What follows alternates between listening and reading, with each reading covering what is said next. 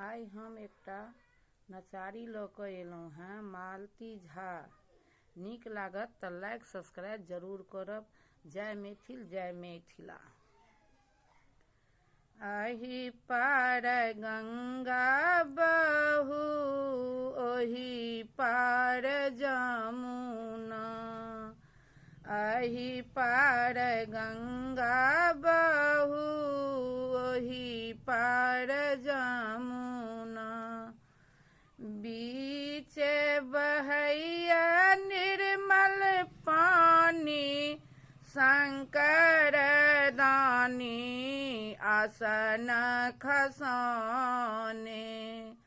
बीचे बहैया निर्मल पानी, शंकर दानी आसन खसाने। जल भार चलली गौरी कुमारी, जल भार चलली गौरी कुमारी। जोगिया रखल बिलमाई, शंकर दानी आसन खसाने। जोगिया रखल बिलमाई, शंकर दानी आसन खसाने। बाट रे बटोहिया की तोही मोरा भैया, बाट रे बटोहिया की तोही मोरा भैया। नेन जाहि हमरा संवाद, शंकर दानी आसन खसाने।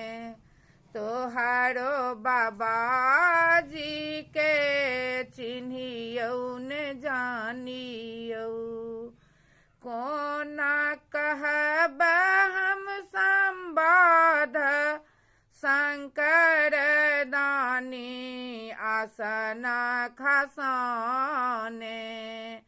हमारो बाबाजी के ऊँचरे हवेलिया, हमारो बाबा जी के ऊँचरे हवेलिया। दुआरे चनन केरा गाछ, शंकर दानी आसन खसाने। दुआरे चनन केरा गाछ, शंकर दानी आसन खसाने। घोड़ाबा चढ़ल एलखिन हमारो बाबाजी, घोड़ाबा चढ़ल एलखिन हमारो बाबाजी। मारबाई जोगिया के पीटबाई जोगी या के, मारबाई जोगिया के पीटबाई जोगिया के। गाम सदेबै हम भगाई, शंकर दानी आसन खसाने।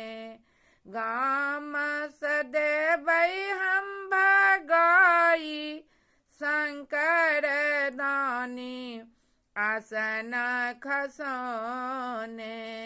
जुनिया हमारियौ बाबा, जुनी गरियबियौ, जुनिया हमारियौ बाबा, जुनी गरियबियौ।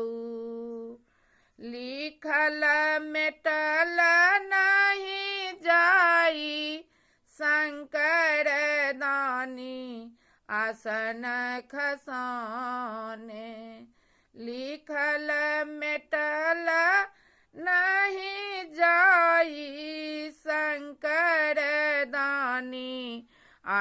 आसन खसाने। आही पार गंगा बहो ओही पार जमुना।